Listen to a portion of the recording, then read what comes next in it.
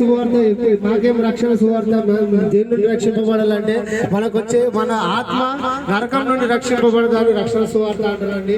మన ఆత్మను రక్షణ పరలోక రాజ్యాన్ని తీసుకెళ్ళడానికి యేసుక్రీస్తు ప్రభువారు 2000 సంవత్సరాల క్రితం ఈ భూమిని జన్మించి ఉన్నాడు.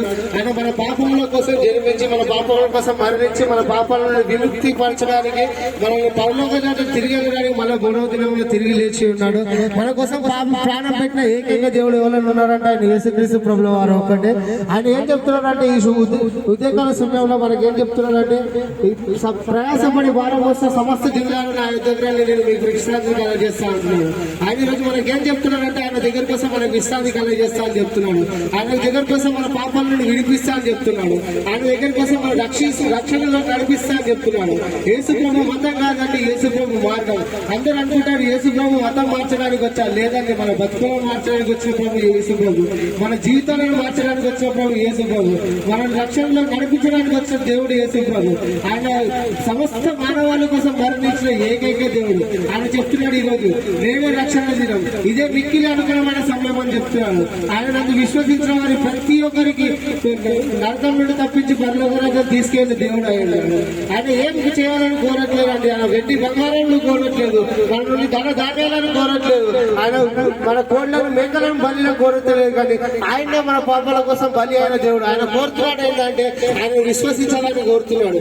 మన పాప పుణ్యాల ద్వారా మనం రక్షించబడలేము, మన కోళ్లను మేకలను బలి చేయడం ద్వారా మనం రక్షించబడలేము. కానీ యేసుక్రీస్తు ప్రభువును విశ్వసించడం ద్వారా మనం రక్షింపబడతాం. మన ఆత్మ రక్షణలో నడుస్తుంది. ఈ లోకంలో తాత్కాలికమైన జీవితం, నీటి మీద బుడగ వంటి జీవితం, గట్టి పొరక వంటి మన జీవితం. తెల్లారి లేసా మన కళ్ళు తెరుస్తామో లేదో తెలియదు. యేసు ప్రభు చెప్తున్నాడు నేనే రక్షణ ఇద్దాం, ఇదే మిక్కిలి అనుకూలమైన సమయం అని చెప్తున్నాడు. ఎందుకు యేసుక్రీస్తు ప్రభువును నమ్మాలంటే ఆయన రక్షణలో నడిపించే దేవుడు అయి ఉంటున్నాడు. ఆయన ఒక్కడు ఏకైక దేవుడు అయి ఉంటున్నాడు. మన పాపాల కోసం మరణించిన ఏకైక దేవుడు అయి ఉంటున్నాడు. ఈ రోజు బైబుల్ చెప్తుంది ఏంటంటే నీతిమంతుడు లేడు, ఒక్కడు లేడు, అందరూ పాపం చేసి ఆయన ఇచ్చు మహిమను కోల్పోయిన వారం అయి ఉంటున్నాం. మరి ఏదో ఒక రోజు ఏదో ఒక విధంగా పాపం చేసిన వారం అయి ఉంటున్నాం. అబద్ధాల ద్వారా కానీ, చెడు చూపు ద్వారా కానీ, మనం చేసే ఆ చెడు ఆలోచన ద్వారా కానీ, మనం మాట్లాడే ప్రతి మాట ద్వారా, మన క్రియల ద్వారా, మన నడత ద్వారా ఏదో ఒక రోజు ఏదో ఒక పాపం చేసిన వారే ఉంటున్నాం. ఈ భూమి మీద ఒక్కడు కూడా నీతిమంతులు లేనని బైబుల్ సెలవిస్తుంది.